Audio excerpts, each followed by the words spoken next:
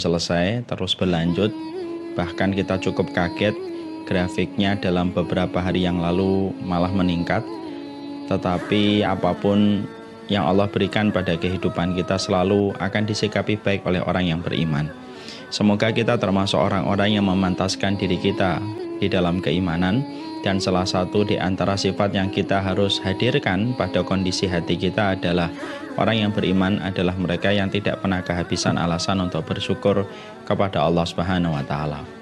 Terutama ketika pada kesempatan ini kita dipertemukan, walaupun bukan bertemu secara fisik di majelis ilmu sebagaimana biasanya, tetapi kita bertemu secara virtual dan online. Fisik kita dan raga kita berjauhan, tapi kita masih dipertemukan dalam satu frekuensi kecintaan kita kepada ilmu, supaya kita tetap mendapatkan petunjuk, karena hakikat ilmu sebagaimana tongkat bagi si buta yang bisa mengarahkan kita supaya kita tidak tergelincir kepada jalan-jalan yang dibuat oleh syaitan yang berusaha untuk menceraikan kita dari jalan Allah yang lurus. Semoga Allah terus menambahkan kepada kita ilmu, Allah menjadikan buah manis dari ilmu yang kita pelajari berbuah dengan kekuatan hati, kelapangan jiwa kita untuk senantiasa bersyukur dan bersabar dalam setiap kehidupan kita. Kepada Allah kita menyembah dan kepadanya kita bergantung, meminta pertolongan atas seluruh ibadah yang kita lakukan dalam penghambaan kita kepada Allah Subhanahu wa Ta'ala. Kepada Allah kita bersyukur dan kepadanya kita menggantungkan urusan kita.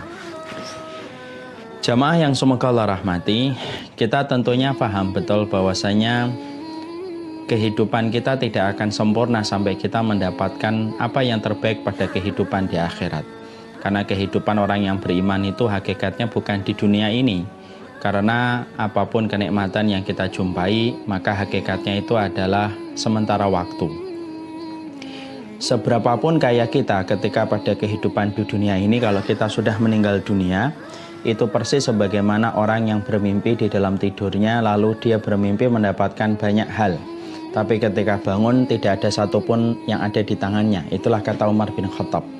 Jadi orang yang kaya, miliarder, konglomerat, apapun merek branded yang mereka miliki, kalau mereka dalam kehidupan setelah meninggal dunia, maka mereka akan terbangun dan mereka baru sadar semua pencapaian yang mereka pernah dapatkan di dunia itu sebagaimana mimpi yang ketika dia bangun di alam barzah sudah tidak ada satupun yang ada di tangan.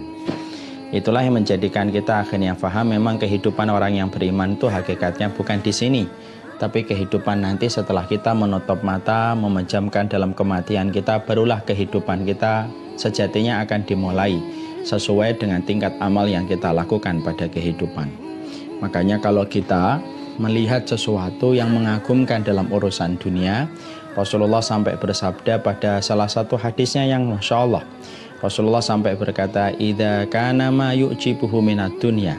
Kalau kamu melihat sesuatu yang mengagumkan, yang membuat kamu terpesona pada urusan dunia, maka kata Rasulullah, katakanlah, "Innal aisha aisyul akhirah."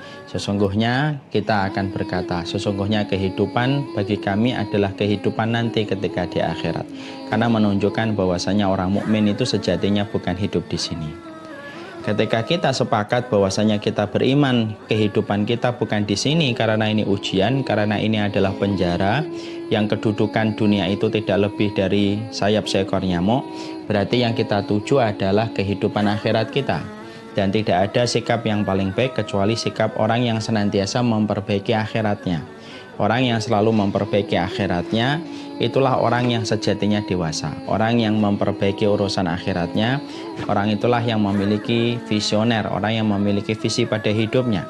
Dan orang yang memperbaiki urusan akhiratnya, pada sejatinya adalah orang-orang yang betul-betul beruntung pada kehidupan mereka. Mereka bukan hanya pintar, mereka bukan hanya punya misi, bukan hanya punya visi, tapi sejatinya mereka adalah orang beruntung. Karena dia tahu bahwasanya dunia ini tidak bisa menipunya, karena dia faham akhirat itulah yang akan dia tuju. Ketika kita sudah mendapatkan, itulah yang dijabarkan dan digambarkan oleh agama bahwasanya kehidupan ini hanyalah sementara dan kehidupan kita sejatinya adalah kehidupan kita di akhirat, dan kita berupaya untuk memperbaiki urusan akhirat kita. Memperbaiki urusan akhirat itu tidak ada kunci yang pertama kecuali adalah dengan ilmu. Karena segala sesuatu harus dengan ilmu. Memperbaiki TV kalau tidak punya ilmunya jangan memperbaiki. Nanti malah jadinya bisa membuka tapi tidak bisa mengembalikan. Kalau kita ingin memperbaiki lampu harus pakai ilmu. Kalau memperbaiki listrik harus pakai ilmu. Kalaulah urusan lampu, urusan TV ternyata harus pakai ilmu, maka memperbaiki urusan akhirat ketika kita sudah paham kehidupan ini terbatas dan kita akan menuju kepada kehidupan akhirat dan keberuntungan bersama dengan orang-orang yang memperbaiki urusan akhiratnya, maka modalnya harus kita miliki, yaitu adalah dengan ilmu. Nah, itulah yang menjadi alasan bagi kita kenapa kita membahas tentang 175 jalan ke surga. Karena jalan ke surga itu merupakan jalan yang paling patut untuk kita selalu perbaiki. Jalan yang paling patut untuk kita evaluasi. Jalan yang paling patut untuk kita koreksi setiap waktunya dan setiap saatnya. Supaya apa yang kita lakukan dan apa yang kita kerjakan mendapatkan sebuah impian besar, yaitu adalah keselamatan urusan kita kelak pada waktu di akhirat. Dan semoga kita termasuk orang-orang yang Allah koreksi kehidupan kita, Allah perbaiki kualitas kehidupan kita untuk menuju kepada akhirat yang kita mimpikan, yaitu mendapatkan surga dan dijauhkan dari neraka.